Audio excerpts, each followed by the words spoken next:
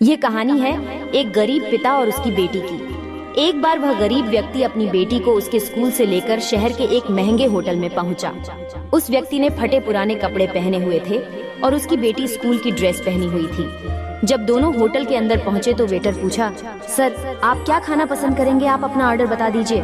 तब उस व्यक्ति ने कहा कि आप मेरे बेटी के लिए एक प्लेट पाव भाजी लेकर के आ जाइए बस। वेटर ने कहा, सर आप कुछ नहीं लेंगे, आपके लिए भी कुछ लेकर आओ। तो गरीब व्यक्ति ने कहा, मेरे लिए कुछ नहीं, आज मेरी बेटी के लिए पार्टी है। मैंने इससे वादा किया था कि अगर तुम इस जिले में 10th क्लास में टॉप करोगी तो तुम्हें मैं सबसे महंगे होटल में पार्टी दूंगा, तो आप सिर्फ बच्चे के लिए पाव भाजी ले आइए। वेटर ये बात सुनते ही दौड़कर अपने मालिक के पास गया और बोला कि सर आपसे एक छोटी सी रिक्वेस्ट है कि आप मेरी सैलरी से पैसा काट लेना, लेकिन आज मैं चाहता हूँ कि उस बच्ची के साथ उसके पिता को भी एक प्लेट पाव भाजी खिलाया जाए, क्योंकि उस बच्ची ने पूरे जिले में 10th क्लास में टॉप किया है। वह गरीब पिता है, ज्यादा पैसे नहीं होंगे, इसलिए कह रहा है सिर्फ बच्ची के लिए ले आओ। होटल के मालिक ने जब ये बात सुनी तो मुस्कुराते हुए बोला, तुम उसके पिता के लिए भी पाव भाजी लेकर जाओ, उसके लिए भी लेकर जाओ, पैसे मत लेना, 4-5 पाव भाजी पैक करवा कर ले जाओ और 2-3 किलो मिठाई भी लेकर जाओ और उनसे कहना ये पार्टी होटल की तरफ से है, आप ये मिठाई ले जाइए और जश्न मनाइए। जब वेटर ने 2 प्लेट पाव भाजी लेकर गया तो वह व्यक्ति चौंक गया और बोला, मैंने तो एक ही मंगाई थी, मेरे पास पैसे नहीं है। वेटर बोला, अरे सर शर्मिंदा मत कीजिए, ये पार्टी होटल की तरफ से है आपकी बेटी, हमारी बेटी ने टॉप किया है, ये मिठाइयाँ लेकर जाइए और जश्न मनाइए।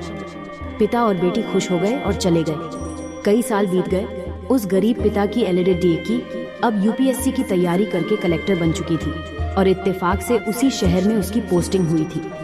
उस लेडी डीएकी ने उस होटल में सूचना पहुंचा दी कि मैं उस होटल में लंच करने के लिए आ रही हूँ। होटल के मालिक ने जब ये सुना तो होटल को पूरी तरह से सजावा दिया। गांव में ये बात पूरी तरह से फैल गई और कस्बे के सभी लोग उन्हें देखने के लिए आने लगे। कलेक्टर अपने पिता के साथ उस होटल में पहुंची। कलेक्टर ने होटल के मालिक से कहा कि शायद आप मुझे पहचाने नहीं, हम वही पिता पुत्री है जो कि हमारे 10th क्लास टॉप करने पर आपने मुझे पार्टी दी थी।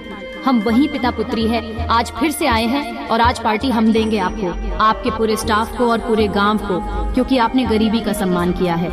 आपने उस दिन जो पार्टी दी थी, मुझे बताया कि मुझे कितनी और ऊंचाई तक पहुंचना है, कितनी और बड़ी मंजिल को छूना है। आपने एक नई प्रेरणा दी थी और आज मैं उसी प्रेरणा का एहसान चुकाने के लिए आई हूँ।